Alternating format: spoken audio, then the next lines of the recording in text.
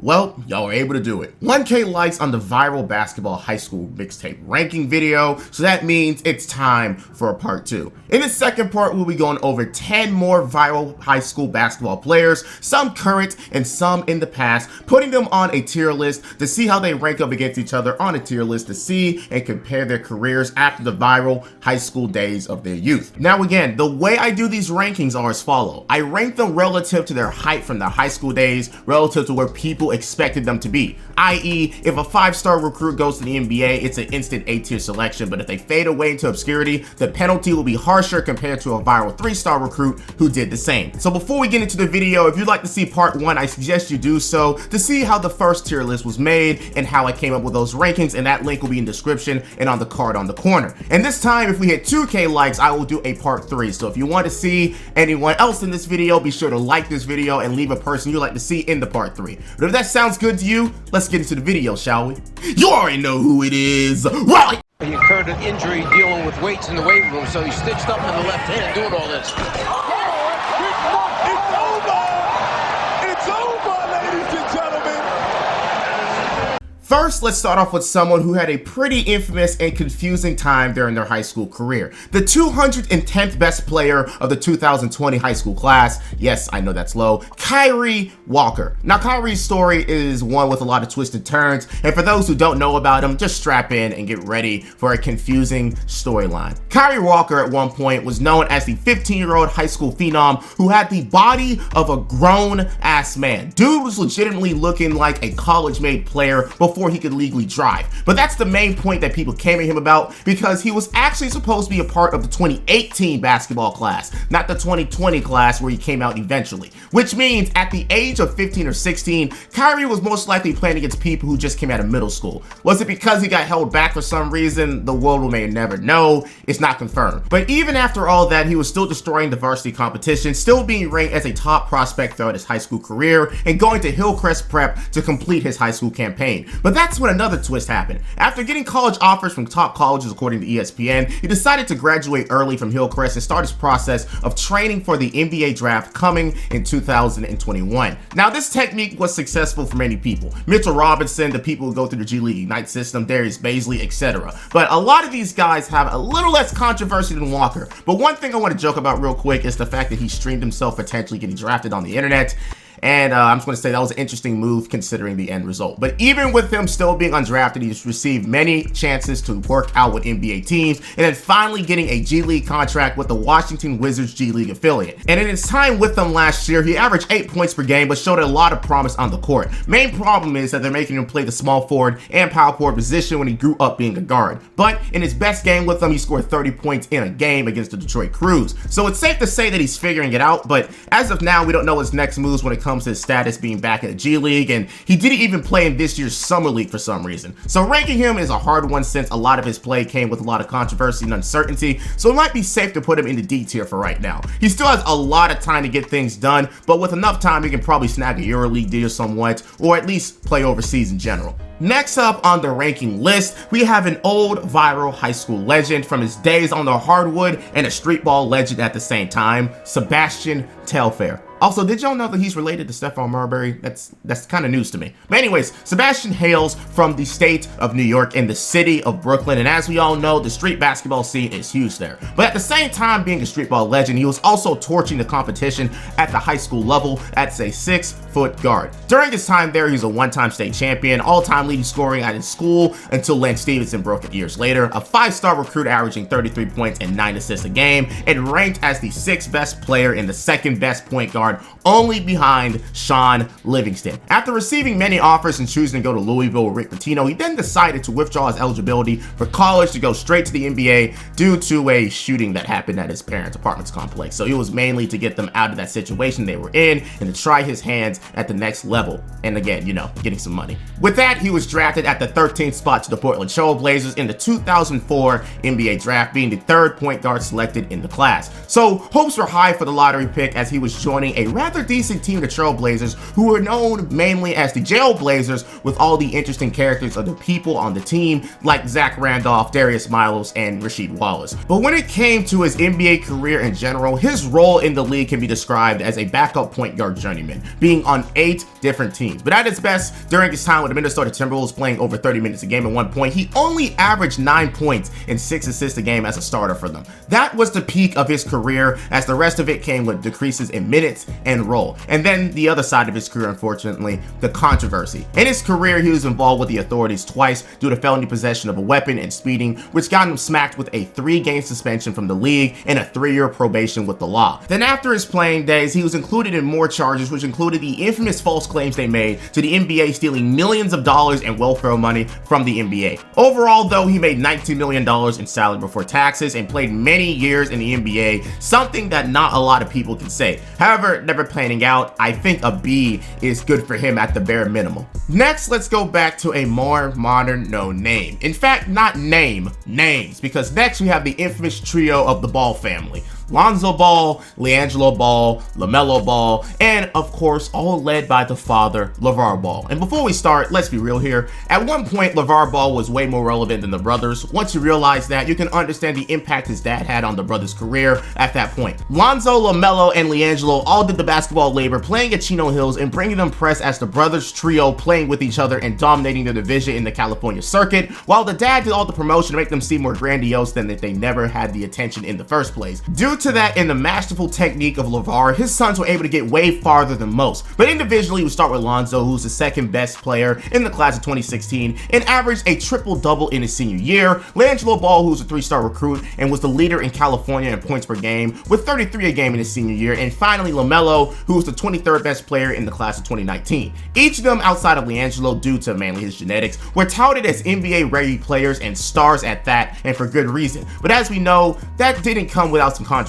Lonzo Ball had like zero trouble from UCLA to the NBA with any negative notes outside of his loud, obnoxious dad. But where best for that loud, obnoxious dad to be than the most obnoxious franchise in the NBA, the Los Angeles Lakers, with the 2nd pick of the 2017 NBA draft. But for Lamelo and Liangelo, it's completely different stories. For Liangelo, he was arrested in China for stealing sunglasses at a Louis Vuitton store, allegedly, and faced up to 10 years in prison because China, but was released soon after. After that, he left UCLA and went on a spree of playing in leagues to increase his stock to potentially play in the NBA, even though his dad understood that he had the least chance to do so. And for Lamelo, the youngest, after his dad released his shoe, the Lamelo Ball, once to market himself, it threatened his NCAA eligibility, and due to that, LeVar said his son wouldn't even play in college, would send him on a wild ride of playing basketball in Lithuania, back in the States in its own basketball league, then aspire for his senior year, then in Australia just to be draft eligible, and finally being drafted 3rd overall to the Hornets in the 2019 NBA draft. But after the storm, all of the really interesting stories from this interesting family, how does it all end? Well, Lonzo Ball continues to stride as one of the top guard defenders and made even bigger strides as a shooter compared to his rookie season. Overall, really good. For Liangelo, just like his dad predicted, he isn't, getting any minutes in the NBA yet, but due to his brother Lamelo being the star of a team, he was able to play for the Charlotte Hornets G League team and Summer League team. But due to obvious reasons, he isn't being treated as a priority on the team, but he'll be around as long as Lamelo is there. But speaking of Lamelo, the youngest, so far he is shining the brightest out of the 3, going into his 3rd NBA season, already an all-star, a top playmaker in the league, and the future of the Charlotte Hornets, hopefully. And for the dad, well, since his sons have been in the NBA, he hasn't really said much, so his job there is done. Due to all that, they are so good that they deserve a new tier just for them, the S tier. And I'm gonna say it once again, like I said in past videos, everyone needs a dad like LeVar when it comes to being an athlete.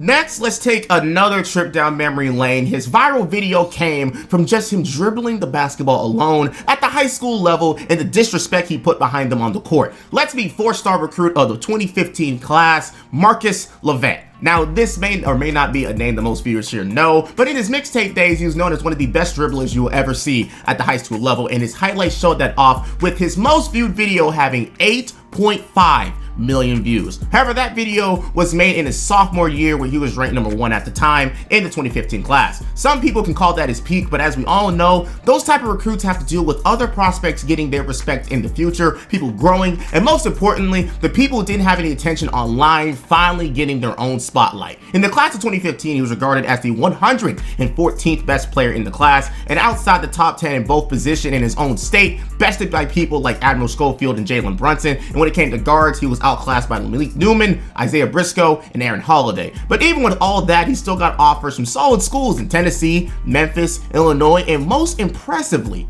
Kansas. But he went to St. John's, and at St. John's, after a redshirt freshman year where he sustained an injury, he was the main starter in his redshirt freshman year, averaging 15 points a game on very solid shooting splits and getting all freshman honors for it. But unfortunately, that next year he suffered a brutal knee injury that took him out of his sophomore season. But weirdly enough, during his rehab, a lot of controversy came up while he was healing that ended with Marcus leaving St. John's for good, and it was stated and confirmed by his dad via tweet. Again, just I don't know what it is with basketball dads doing all this. And the reason for it, leaving to pursue a professional career. I guess when you're going to college for a liberal studies degree, you can tell he wasn't there for the actual degree. Anyways, with that being said, he started his career overseas, never once touching the NBA in any way, not even a summer league appearance. But overseas wise, he's doing pretty decently playing in Serbia, Portugal, and last year in Finland, averaging 14 points a game. Now when it comes to his rankings, let's consider that he wasn't even highly regarded as a recruit, and his situation at St. John's showed that his end goal was to play basketball professionally. Well, he got what he wanted, just not in the Premier League, bouncing from league to league every year. If he was able to sneak into a EuroLeague team, I give him a B, but due to his weird journey so far, I'll just settle for a C. If we're being real here, taking out the viral mixtape thing, he was pretty much just doing what most D1 athletes do after college, go overseas and play ball. So nothing too spectacular, but nothing warranting a D. Next on our ranking, we have someone who was on top of the high school class of 2016, was considered the next best power forward of the NBA, and that player was Harry Giles. Harry Giles, once again, was the #1 player of the 2016 class over many NBA players like Josh Jackson, Jason Tatum, Lonzo Ball, Bam Adebayo, and the list goes on. In fact, this class was more stacked than most, having their first 18 people all be NBA players. But for Harry in particular, he was a step above everyone due to his all-around play as a big man that gave him Kevin Garnett comparisons for the future, with his most viewed video being his high school mixtape and his battle versus Thon Maker in high school. Now, some people can say his high school years was his peak because his career from here out came with a lot of roadblocks, and his first one being a major injury that took him out for his whole senior year in high school. But even with that, he still got top offers from all 4 of the Blue Blood schools, but went to Duke to join Jason Tatum, Frank Jackson, and Marquise Bolden. Not their strongest freshman class, but it was headlined by Harry, of course. However, his ACL injury from his senior year was still giving him problems where he would get surgery for it. Now, he did come back and play for Duke 6 weeks later, but he wasn't a vital part of the team at all, only starting 6 games and averaging 3 points and 3 rebounds a game. But for good reason, he still decided to go the NBA route, declaring for the draft, rather than to have a redemption season that next year. And I don't blame him. Don't give scouts a reason to disregard you. He used his potential as his main crutch, and he was drafted 20th overall, going to the Sacramento Kings. Personally, I like that pick for him, but he was buried in the rotation with too many bigs on the Kings at the time. In the NBA itself, not much has happened, only playing 3 seasons in the NBA and not playing at all last year. And that last opportunity he had was fighting for a backup big man role against Isaiah Hartenstein with the Clippers during the preseason last season, which he lost. As of now, he's probably waiting for another NBA opportunity, but it's safe to say that that injury did more bad than good, being on a team that didn't prioritize his development in Sacramento. Due to him being regarded as the best player in the class and not living up to expectations at all, he will end up in the D tier with all the other ones who flamed out for one reason or another. Hope the best of luck for him in his NBA career, if he even has one, but he will probably find himself with another opportunity in the league, whether it's as a two-way player or another preseason gig soon. Next, let's talk about another highly requested player from last video's comments, and that is the crime stopper himself of Maryland, Aquille Carr. Now, when looking up his story, all I can say is there's a lot of interesting moves that was made during his high school years, but let's just start from the beginning. Aquille, if I'm even saying his name right, I know y'all roast me for how I say people's names, just if I'm saying it wrong, I'm saying it wrong. At 5'6", is one of the best pound-for-pound scorers and dribblers in the entire nation at his peak, taking over the Maryland basketball circuit with impressive scoring bouts despite his height and crossing up people with his shiftiness, speed, and precision. And people knew who he was, most definitely having multiple 5 million view videos on YouTube. Now, Now, despite all this attention he was getting nationally, he was only ranked the 41st best player in the class of 2013 and the 2nd best player in the state and the 8th best point guard behind guys like Terry Rozier, one of the Harrison brothers, and Tyler Ennis. But he still attracted decent attention when it came to college offers from Texas, Connecticut, and Seton Hall. At first, he was actually originally committed to Seton Hall on scholarship, but this is when one of the interesting twists happens,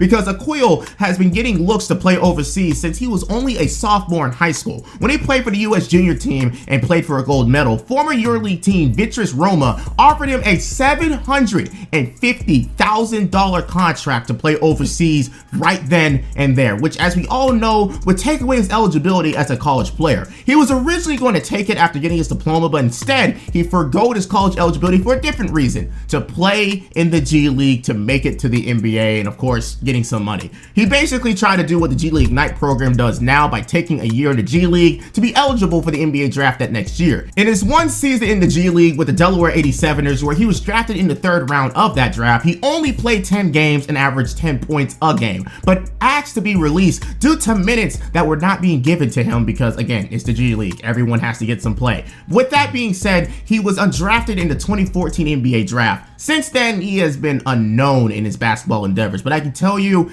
he's had an interesting journey since then. First playing in Canada, where he was suspended multiple times, got contracts in Northern Cyprus, and even played in an American Semi-Pro League, and as of now, he's actually playing in the Basketball League, a minor league in the United States with 44 teams all over. Now, I gotta be real with you, with someone as great as him doing something like this, I think the only ranking I can give him is an F for how he handled his post-high school career. A lot of the problems that he had was due to his own decisions, like not going to college, not handling himself the right way on the teams that he'd been on, which probably screwed over opportunities to be in other pro leagues. I hope the best for him, but compared to everyone else, he definitely is the worst of the worst. Also, at least he can say he has a little bit of a YouTube presence. If you look him up, he's actually been doing stuff with Ball His Life. But again, compared to where he was at the time in his high school career, he is definitely in the bottom tier. Next, let's go back to another top player of a high school class, and this time the son of an NBA player. Some fans love him, some don't, and his name is Austin Rivers, the 3rd ranked player in the class of 2011, only behind Anthony Davis and Michael Kidd-Gilchrist. As the top point guard in the nation, you would imagine it'd be for good reason. Well, Austin had every bragging right known to man that you could have at the basketball high school level. He was named the Naismith Player of the Year as a senior, McDonald's All-American, Jordan Brand Classic participant, National Junior Player of the Year by ESPN, Dunk Contest participant, and the list continues. Averaging 26 points a game, he had every major offer imaginable, and he went straight to the top, going for Duke with no other major recruits coming alongside with him. Austin Rivers in high school was the epitome of cockiness and swagger at the same time, even quoting to say that he gave himself the nickname Sub-Zero because my moves freeze people and I got ice in my veins. And he took it to Duke, averaging 15 points a game, which was good enough to make him all ACC first team and made him the top scorer of his own team as a freshman. After that, he went to the 2012 draft and was drafted 10th overall alongside National Player of the Year Anthony Davis, where his career didn't pan out to much, but I don't know if a lot of people really expected it. Or at least, again, not anything too major. But he can at least say that he was able to survive 9 years in the NBA and made over $50 million in NBA salary, and even signing another new contract recently with the Minnesota Timberwolves as their backup guard. Now, people didn't expect Austin to be the next big thing after college, so even though his high school resume gave merit towards what he could do, he didn't flame out in any way and led a very long and very lucrative NBA career. Something a lot of people on this list cannot say with the same merits. So with that being said, I'm gonna give him an A, which I think is necessary for Austin. However, as a Clippers fan, I and many others were never a big fan of him on the team. From one Pelicans draft pick, let's talk about another Pelicans draft pick. Let's talk about Zion Williamson, the top pick of the 2019 NBA draft and the 7th best player of the 2018 high school class. As we already know, Zion today is still looking to go out there and show exactly why he's deserving of that #1 selection in 2019, and recently got his first major extension from the Pelicans. But in high school, we all knew him as the unstoppable force in the South Carolina circuit that no one, and I mean no one, could stop. If you'd like to know how bad he was doing these kids, his senior year stats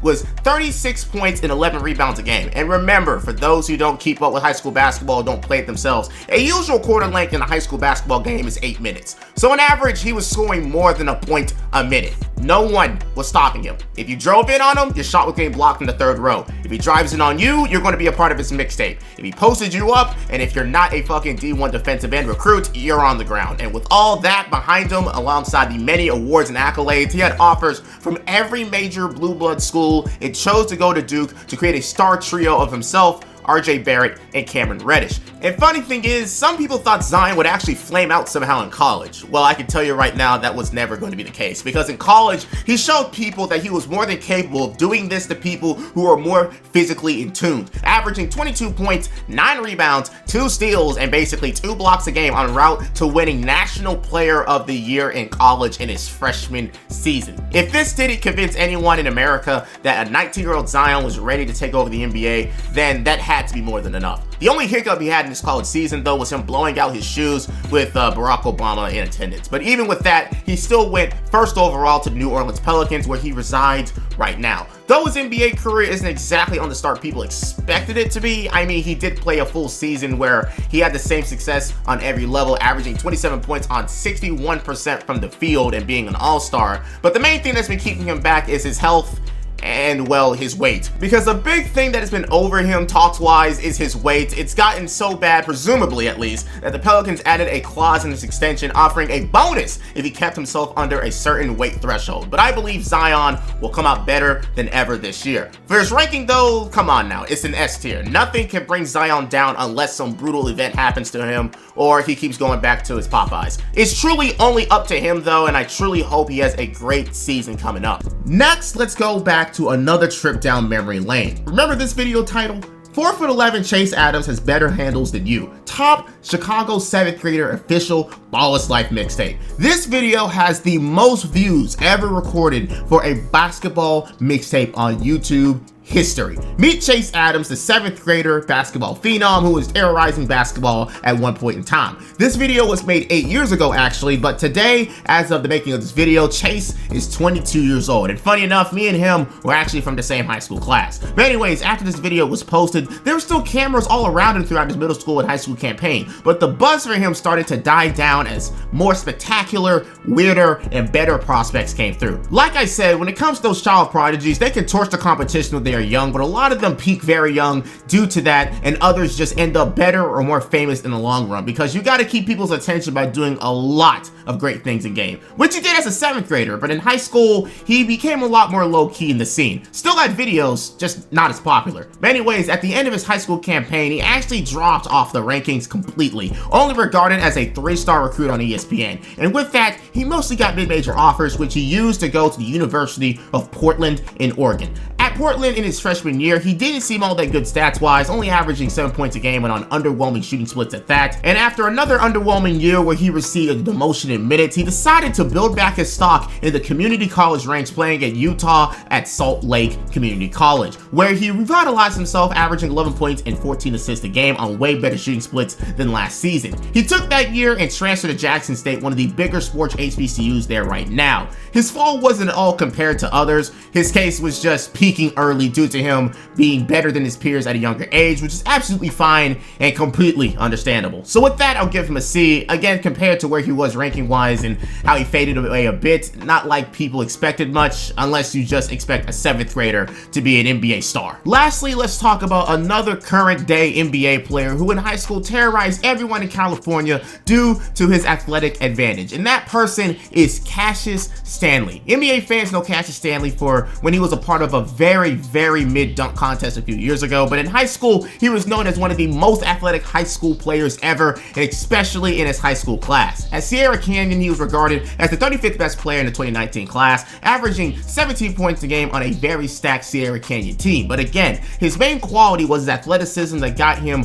many views on YouTube, but the rest of his skill set was rather lacking at times. But he was still able to get offers from Kansas, Oregon, Gonzaga, Arizona, and many others. But when Duke comes knocking at your door, door, you got to take that opportunity because you're going to get the most exposure possible for in a potential NBA career. With that being said, he joined Wendell Moore and Vernon Carey at Duke, where he was one of the better scorers on the team, scoring 12 points a game on decent efficiency. But I can just say right now, at college, you got to show a little bit more than just being able to score a dunk, because people like that are always a dime a dozen. If he went to a different school and maybe averaged like 17 points a game doing the same thing, he could have potentially tricked the team into taking him in the first round. But because of that, he didn't show a lot of upside, and he was taken by the Pacers with the 6th to last pick of the 2020 NBA draft. So far in his NBA career, all he has to show NBA-wise is 33 career games being played on an NBA court. But in the last 2 seasons, he's primarily been putting up similar stat lines in the G League that he did in college, which mostly proves scouts' points about him as a prospect. In today's game in the NBA, you got to do a lot more than just score and dunk with how versatile everyone is becoming. But due to how he is just kind of staying the same at the moment and not getting much NBA time outside of the hardship deal saga of the NBA last year, I'll give Cassius a D. He still has a lot of time to improve, but with no training camp deal or preseason deal be giving to him yet, it's safe to say that he's back in the G League for another developmental season. Once again, like I said in the last video, some people are dealt different hands from others in the realm of being high school basketball stars. As we saw today, we even seen a middle school star who went kind of quiet once more and more people were put on the map. There's a small chance people make it to the NBA or even college ball at any level, so you really got to make the most of the opportunities given to you. And with how viral high school stars being made day by day, you really have to take advantage of the extra publicity given to you. Some of these guys did, and some of these guys really didn't. And as you can see by the way they went about making decisions in their career. But again, if you'd like a part 3, be sure to like the video for the goal and leave people whom you've missed in the comments, and I'll make a video ASAP if we do hit it. But as always, I hope you enjoyed today's video and learned something new, as my vision for this channel is to inform and entertain. Check out my social medias for the Instant Life Alvini of the channel news. Check out my Twitch where I stream weekly and have to go through shit like this all the time. Oh, I jumped on that way too early. Oh, you're my hero. Oh, you're my hero. You're my hero. You're my hero. Oh my God, you're my hero. This nigga went, okay. That's illegal. And lastly, if you want to talk to your boy, there is always my Discord. Links are in the description. But with all that out of the way, this is your boy, Alvini Linguine. Same piece. But for real, Aquille Carr really fumbled a bag to play college ball or overseas just to play in the G League. Sheesh.